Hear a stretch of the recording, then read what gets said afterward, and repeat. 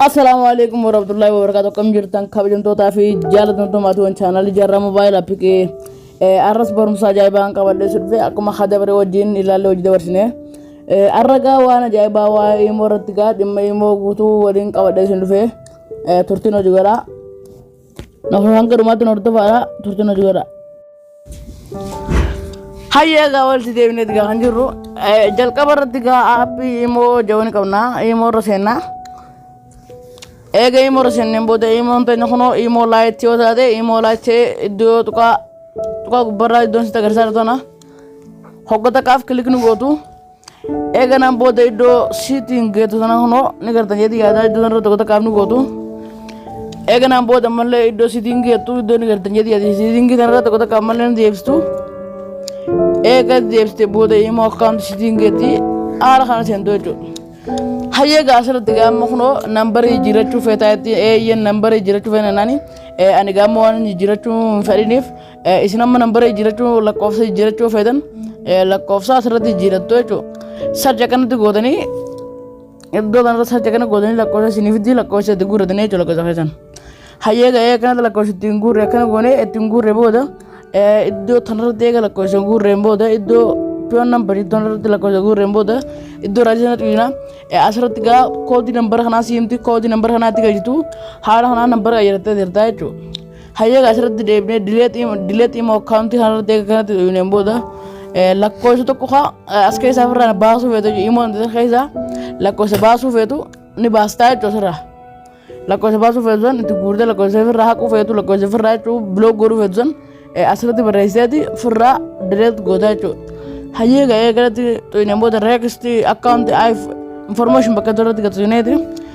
download godana imo data zip eti kono imo data zip kana esaltu toyne download godana chu hayya kun gamal faida sawetan imo onte sana kana ma heddu bira go number khaysana kana ni heddu block fra godun de sine goda asrati gadebne gamma register name change ya hayyaga asirratti akka gattuuneeti iddoo tanarratti kuno maqaa keessan first name kajo kana kuno first name kanarratti maqaa keessan galchitanii jechuudha dura kanarratti ani amma maqaa kiyyan galchaa first name kanarratti gaa maqaa kiyyan galchaa hayyaga ammas iddoo jalaa kanarratti last name iddoo tana kuno last name iddoo tanarratti digartan jeeti yaada last name kanarratti oggota kaaf maqaa keessan ni galchite jechuudha. hayyaga kanatti galchineen booda kunoo iddoo raayitii gubbara tanarratti iddoo tanarratti kutakaaf kilikni goonaa jechuudha. Hayyaga kanatti kunoo irraa qayyaranneen booda asitti gad deebiidhaan gaa kunoo haala immoo viraavik kanarratti gattuuneeti let's send jetti lakkoofsi tokko lakkoofsi keessan akka nama imoon ta'e akka nama hedduu bira isinii ga'uuf barbaadan akka nama jechuun lakkoofsi keessan itti gurguraan boohuuf barbaadan do everyone generally agoda kaf yo isin my connection ni rate everyone taral de site hayyaga do af ko tare ton rat kono everyone rate di site ton hayyaga asrat ga bude machines everyone taral de site kono mandana asin jetu wa he imora wa hunda serefana jira asaratu no general bakke dorati language hanaratu no language dorati afam barbadan afam beitan khana ma afam barbadan faydam ne nejo kuno afana man tano khan ver faydama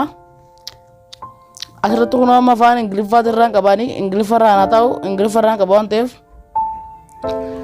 hayyaga kanat khaysan badani boda wata kawani san rakis njuru hala ajaibatin wa imo babreda qayatan add friend hanarate goda kanu tudani friend development barbadan add by pion number khayton hanarate goda kaf klikni godani asrati maka namchesani barreistani etu maka namchesani ga barreistani boda add godani hayyaga asrato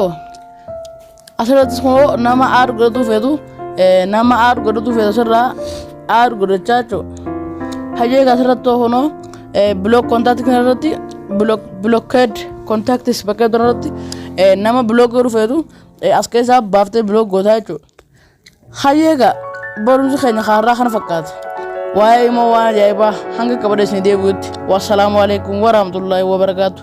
nagata naftura